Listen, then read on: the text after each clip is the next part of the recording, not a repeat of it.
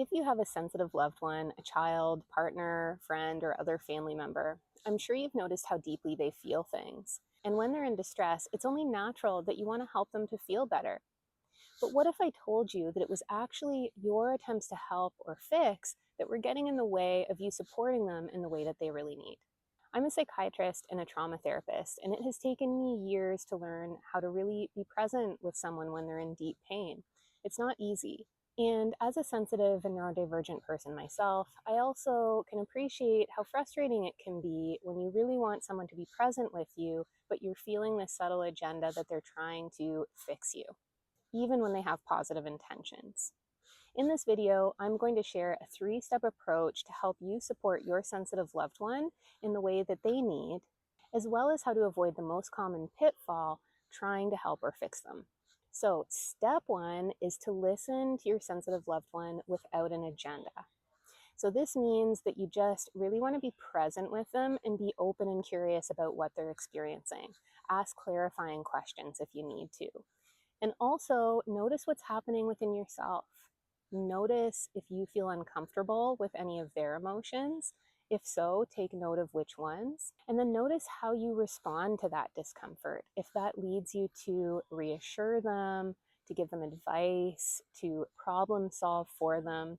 And just notice that there is an assumption there that you know what it is that they need in that moment.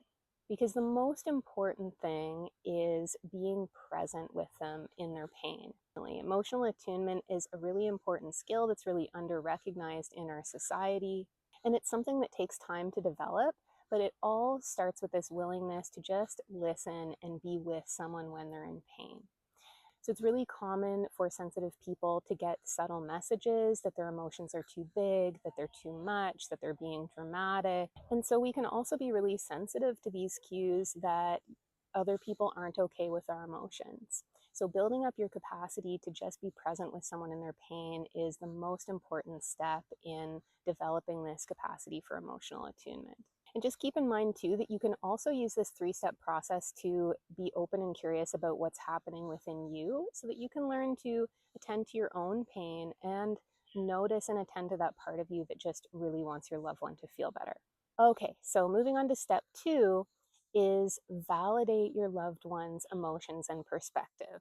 So once you've listened and you feel like you have a reasonably good understanding of what's going on, you might reflect something back to them using their own language. So an example of that could be, I'm really hearing how rejected you felt by your friend today and how unfairly they treated you. I'm just checking in to see if I'm getting that right. I really want to understand. So you're showing them that you don't have an agenda, that you really want to understand, to be present with them, and you're also validating their emotions and perspective. So when you try to reassure, help, or fix, that can be invalidating to people sometimes. It can feel sometimes like you're being dismissive or minimizing of their experience or feelings. Again, even if that isn't your intention, that can be the impact that it has. Just reflecting back their own language and really validating the realness of the pain that they're in and how much it makes sense that they'd be feeling that way given this situation.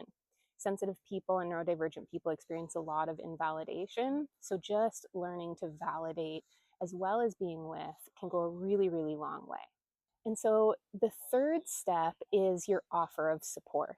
Now, I'm going to make a suggestion that you don't ask them if they want some advice or go ahead and just give them advice because you don't actually know what they need or what they want in that moment.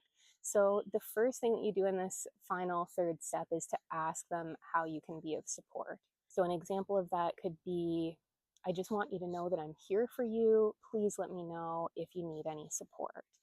Let me know what I can do to help. So that really respects their autonomy and it gives them the opportunity to self-reflect and to notice what kind of support they might need. Now, if this is a young child, you might want to offer some options, but we don't want to make assumptions, especially as people get older, that we know what they need.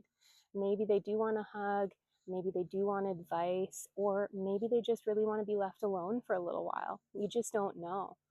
But you're really respecting that person's capacity and honoring their ability to know what they need, or that if they don't know in that moment, that's okay. Maybe you can just be with them. Because again, that being with someone when they're in pain and validating them is really the most important thing that you can do and really supports developing emotional attunement with your sensitive loved one. So I just want to summarize those 3 steps again. They are listening without an agenda, with openness and curiosity, validating their emotions and experience, and then offering your support in a way that they would like. So asking how it is that they would like to be supported, if at all. And I'm just going to encourage you to be patient. If you've developed another way of relating to them that hasn't been going well, it may take a little while for this dynamic to shift. If it feels right for you, you might even share that you're trying something different. You may even share this video. And that could also give them the opportunity to say, like, hey, I actually don't like this aspect of that strategy. And again, allow them to clarify how it is that they want to be supported.